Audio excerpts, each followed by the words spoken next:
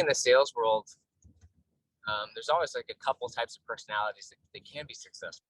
So one type is you might call it the right brain, like the gregarious, personality-based, relationship-based person. It can be really successful. There, you got your screwdriver there, but sometimes they're not, right? One thing that's changed is now there's so many more kind of inside sales, which, the word inside doesn't really it's not even relevant after the pandemic. It's called like high velocity sales teams. They're more transactional.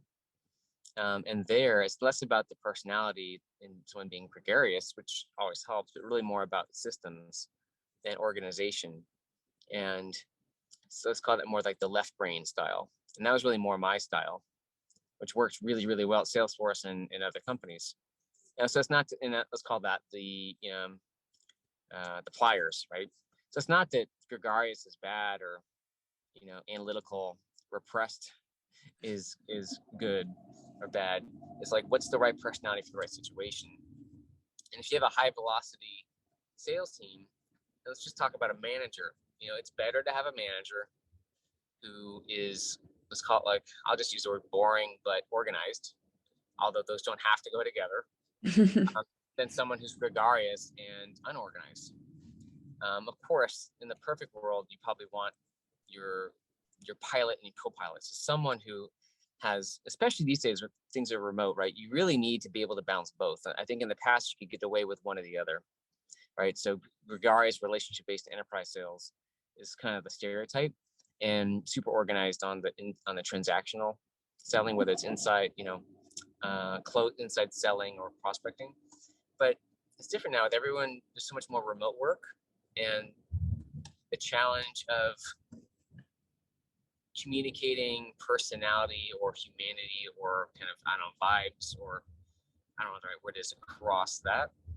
I think the management side of a team really needs to have both a way to have things stay organized, as well as a way to bring some life into the work.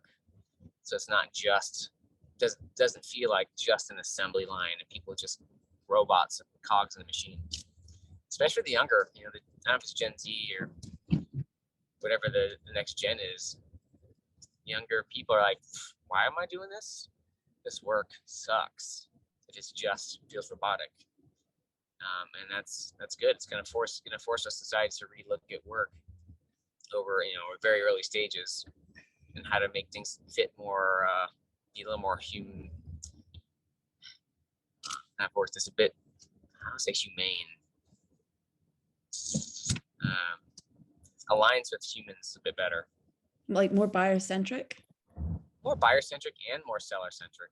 It's like if you have a highly repetitive sales job, and some people can do that well, but a lot of people can't when it's just purely repetitive and they're not thinking and they're just really bored.